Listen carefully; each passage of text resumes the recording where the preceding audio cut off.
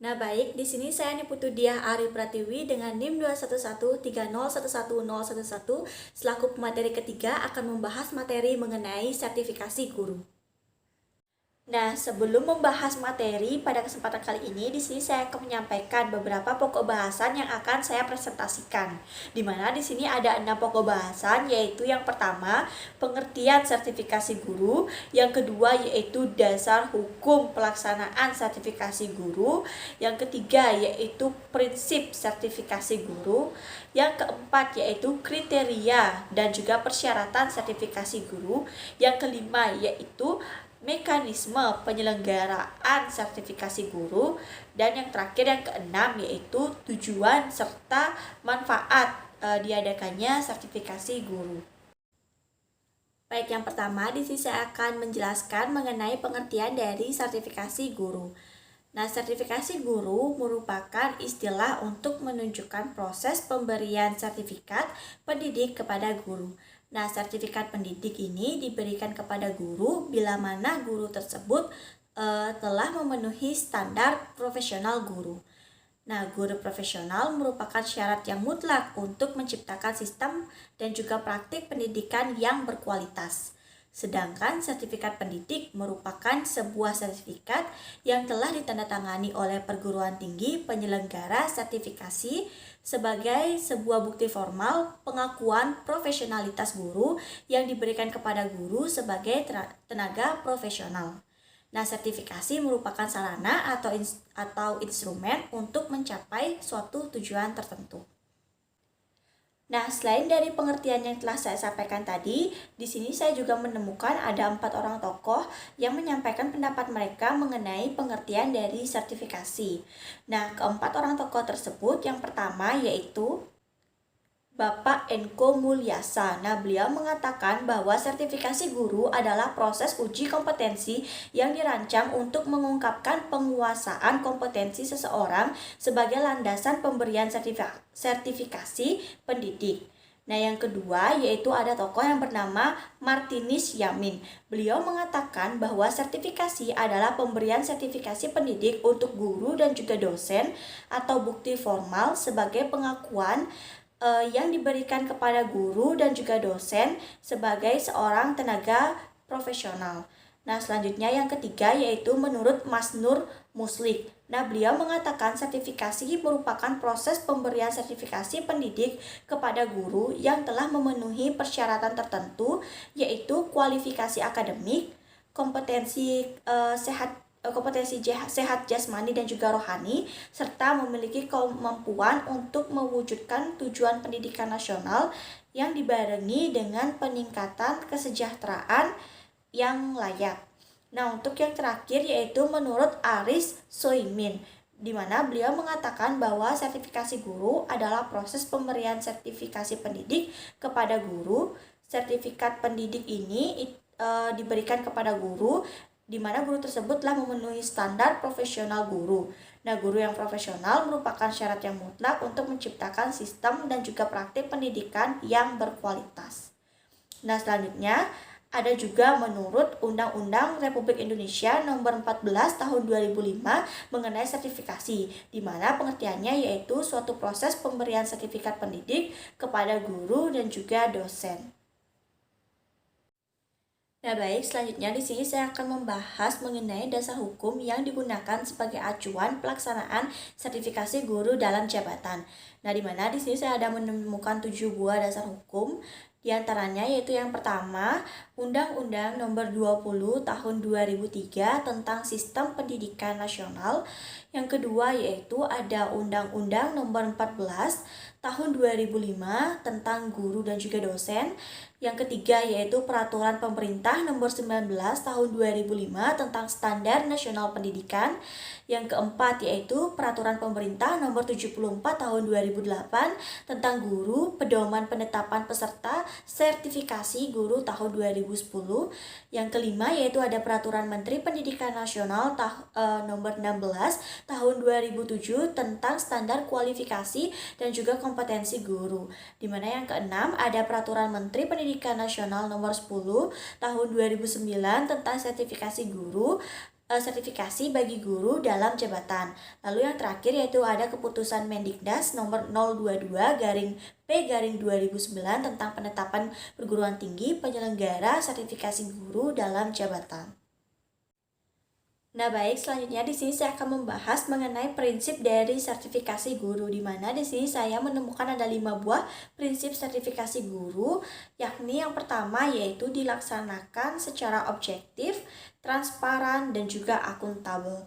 Nah, objektif di sini itu diartikan sebagai sesuatu yang mengacu kepada proses perolehan sertifikat pendidik yang impartial atau tidak diskriminatif dan juga memenuhi standar pendidikan nasional. Nah, transparan di sini itu mengacu kepada proses sertifikasi yang memberikan peluang kepada para pemangku kepentingan pendidikan untuk memperoleh akses informasi mengenai proses dan juga hasil dari sertifikasi. Sedangkan untuk akuntabel itu merupakan proses sertifikasi yang dipertanggungjawabkan kepada pemangku kepentingan pendidikan secara administratif, finansial, dan juga akademik.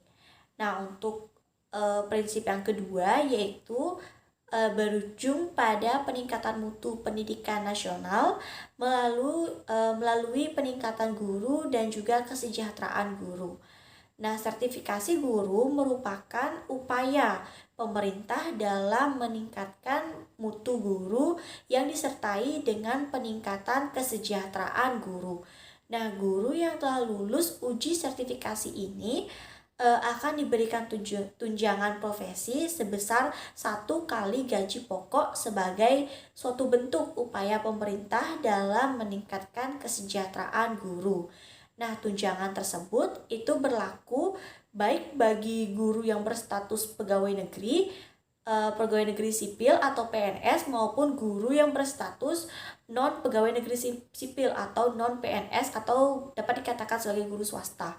Nah, dengan peningkatan mutu dan juga kesejahteraan guru ini, maka akan diharapkan dapat meningkatkan mutu pembelajaran dan juga mutu pendidikan yang ada di Indonesia.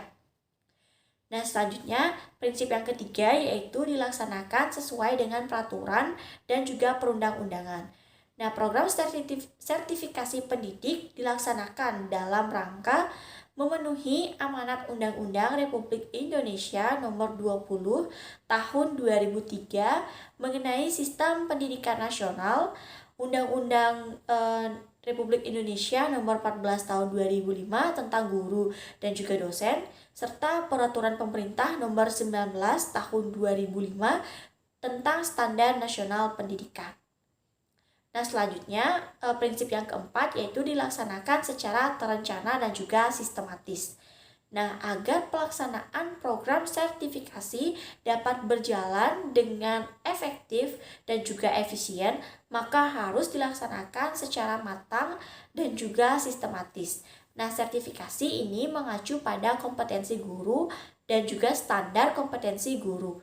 Nah, kompetensi guru itu mencangkup 4 buah kompetensi pokok, yakni ada kompetensi pedagogik, kompetensi kepribadian, kompetensi sosial, dan juga kompetensi profesional. Sedangkan standar kompetensi guru itu mencangkup kompetensi inti guru yang kemudian dikembangkan menjadi kompetensi guru TK atau RA, guru kelas, guru SD atau MI, dan juga guru mata pelajaran. Nah, untuk memberikan sertifikat pendidik kepada guru, perlu dilakukan uji kompetensi melalui penilaian portofolio. Nah, selanjutnya prinsip yang kelima yaitu jumlah peserta sertifikasi guru itu ditetapkan oleh pemerintah. Nah, untuk alasan hal ini dilakukan untuk efektivitas dan juga efisien pelaksana sertifikasi guru serta penjaminan kualitas hasil sertifikasi. Nah, jumlah peserta pendidikan profesi dan juga uji kompetensi setiap tahunnya ini ditetapkan oleh pemerintah, di mana berdasarkan jumlah yang ditetapkan pemerintah tersebut, maka akan disusun kuota guru peserta sertifikasi untuk di masing-masing provinsi dan juga kabupaten. Nah, penyusunan dan juga penetapan kuota tersebut didasarkan atas jumlah data individu guru per kabupaten atau kota yang masuk di pusat data Direktorat Jenderal Peningkatan Mutu Pendidikan tenaga kependidikan di Indonesia. Nah baik, sekarang saya akan menjelaskan mengenai kriteria dan juga syarat dari sertifikasi guru, di mana ada dua buah syarat, yaitu syarat akademik dan juga syarat non-akademik. Baik, yang pertama saya akan menjelaskan mengenai syarat akademik, di mana syaratnya berbeda-beda sesuai dengan tingkat pengajarannya.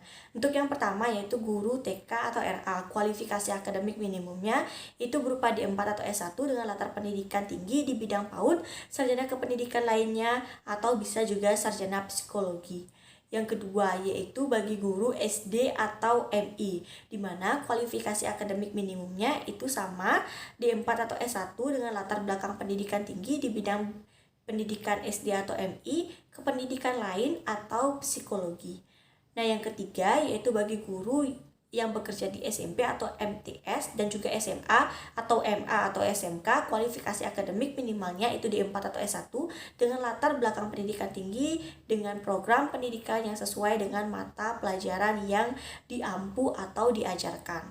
Nah, selanjutnya yang terakhir yaitu bagi guru yang memiliki prestasi istimewa dalam bidang akademik dapat diusulkan mengikuti ujian sertifikasi berdasarkan rekomendasi dari kepala sekolah, dewan guru, dan diketahui serta dan dapat disahkan oleh cabang dinas serta kepala dinas kependidikan.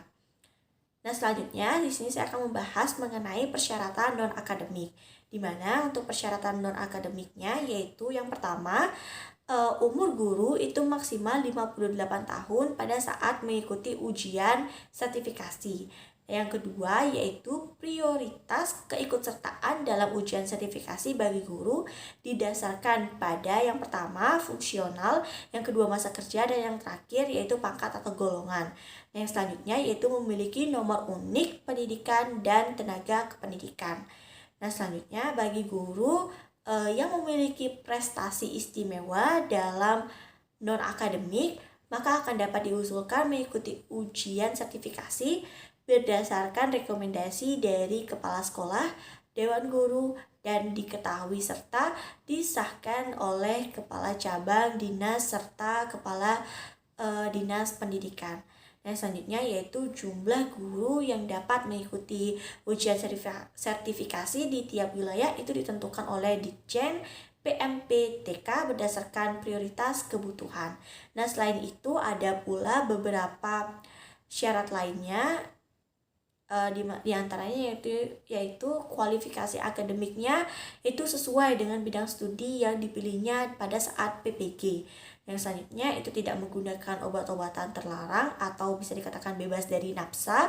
Selanjutnya sehat secara jasmani dan juga rohani, serta memiliki kelakuan yang baik dan tidak pernah melakukan tindakan kejahatan. Nah, baik, sekarang saya akan menjelaskan mengenai mekanisme penyelenggaraan sertifikasi guru, di mana di sini ada 4 buah tahapan, yaitu yang pertama, tahap persiapan dan verifikasi data calon peserta sertifikasi guru. Yang kedua, yaitu tahap penetapan pola calon peserta sertifikasi guru. Yang ketiga yaitu pengumpulan berkas peserta sertifikasi guru. Yang keempat, yang terakhir yaitu tahap pelaksanaan, yaitu terdiri dari tahap pelaksanaan sertifikasi guru di LPTK, dan yang kedua yaitu prosedur operasional baku. Nah, yang pertama saya akan menjelaskan mengenai tahap persiapan dan verifikasi data calon peserta sertifikasi guru. Nah, di sini terdiri dari beberapa kegiatan, yaitu yang pertama publikasi data guru, yang kedua penyusunan pedoman sertifikasi guru, yang ketiga yaitu sosialisasi atau diseminasi penetapan peserta sertifikasi guru, yang keempat yaitu verifikasi dan validasi data guru, yang selanjutnya penetapan bidang studi sertifikasi guru, dan yang terakhir yaitu perbaikan data guru. Nah, tahap yang kedua yaitu tahap penetapan pola calon peserta sertifikasi guru, itu terdiri dari pola portofolio, pola PLPG, pola PPG. Selanjutnya itu pada saat pengumpulan berkas peserta sertifikasi guru. Nah, dokumen sertifikasi guru diurutkan sesuai dengan urutan pada format verifikasi dan pada saat pergantian jenis dokumen diberikan pembatas kertas yang berwarna. Nah, dokumen ini diserahkan kepada kepala sekolah, dinas pendidikan provinsi atau kabupaten atau kota, serta LPMP untuk diverifikasi dan kemudian diteruskan ke LPTK. Nah, yang selanjutnya tahap yang terakhir yaitu tahap pelaksanaan, di mana seperti yang saya katakan tadi terdiri dari 2 tahap, yaitu tahap pelaksanaan sertifikasi guru di LPTK dan juga prosedur operasional baku. Nah, baik, yang terakhir di sini saya akan membahas mengenai tujuan serta manfaat dari sertifikasi guru. Nah, setiap hal yang dilakukan pasti ada tujuannya. Begitu pula dengan adanya sertifikasi guru ini. Nah, berikut saya akan paparkan beberapa tujuan-tujuan sertifikasi guru. Nah, yang pertama yaitu menentukan kelayakan guru sebagai agen pembelajaran, di mana sebagai agen pembelajaran berarti guru menjadi pelaku dalam proses pembelajaran. Nah, guru yang sudah menerima sertifikat pendidik akan dapat diartikan sudah layak menjadi agen pembelajaran. Nah, selanjutnya yang kedua yaitu meningkatkan kemampuan guru dalam kegiatan penelitian dan juga kegiatan ilmiah lainnya, serta memanfaatkan teknologi komunikasi informasi untuk kepentingan pembelajaran serta perluasan wawasan. Nah, selanjutnya yang ketiga yaitu meningkatkan kompetensi guru dalam bidang ilmunya. Nah, selanjutnya yang keempat yaitu mengembangkan kompetensi guru secara holistik sehingga mampu bertindak secara profesional. Selanjutnya, yaitu meningkatkan proses dan juga mutu pendidikan. Nah, mutu pendidikan antara lain dapat dilihat dari mutu siswa sebagai hasil proses pembelajaran. Nah, mutu siswa ini diantaranya ditentukan dari kecerdasan, minat, serta usaha siswa yang bersangkutan. Nah, guru yang bermutu dalam arti berkualitas dan juga profesional menentukan mutu siswa. Nah, selanjutnya yaitu meningkatkan profesionalisme guru. Nah, guru yang profesional antara lain dapat ditentukan dari pendidikan, pelatihan, pengembangan diri, serta berbagai aktivitas lainnya. Di mana aktivitas tersebut berkaitan dengan profesinya. Nah, langkah awal untuk menjadi profesional dapat ditempuh dengan mengikuti sertifikasi guru. Dan selanjutnya yaitu meningkatkan martabat guru. Nah, dari bekal pendidikan formal dan juga berbagai kegiatan guru yang antara lain ditunjukkan dari dokumentasi data yang dikumpulkan dalam proses sertifikasi, maka guru akan mentransfer lebih banyak ilmu yang dimiliki kepada siswanya. Nah, secara psikologis, kondisi tersebut akan meningkatkan martabat guru yang bersangkutan. Nah, selain itu, hal ini juga bertujuan untuk memantapkan kemampuan mengajar dari guru tersebut. Nah, baik, yang selanjutnya di sini saya akan menjelaskan yang terakhir yaitu manfaat ujian sertifikasi guru. Di mana di sini ada 5 buah manfaat yang saya temui, yaitu yang pertama, untuk melindungi profesi guru dari praktik-praktik yang tidak kompeten yang dapat merusak citra profesi guru. Yang kedua, yaitu untuk melindungi masyarakat dari praktik-praktik pendidikan yang tidak berkualitas serta profesional. Nah, selanjutnya yang ketiga yaitu menjadi wahana penjaminan mutu bagi LPTK serta kontrol mutu dan jumlah guru bagi penggunaan layanan pendidikan.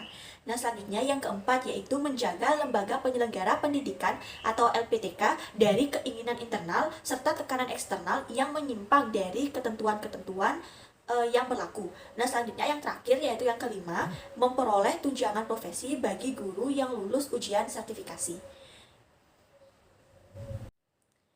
Baik, sekian video presentasi dari kelompok 6. Mohon maaf apabila terdapat kesalahan kata di dalam pengucapan. Akhir kata kami ucapkan terima kasih kepada para pemirsa yang telah menonton video kami sampai akhir.